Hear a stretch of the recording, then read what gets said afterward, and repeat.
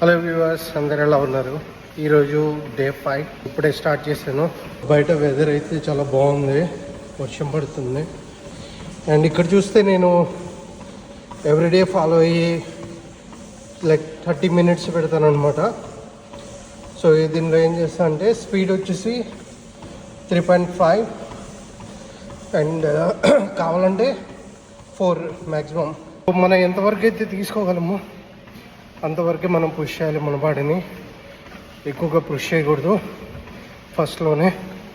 So గ్రాడ్యువల్గా మనం increase చేసుకోవచ్చు. సో ఇనిషియల్గా మనం ఎక్కువకి వెళ్తే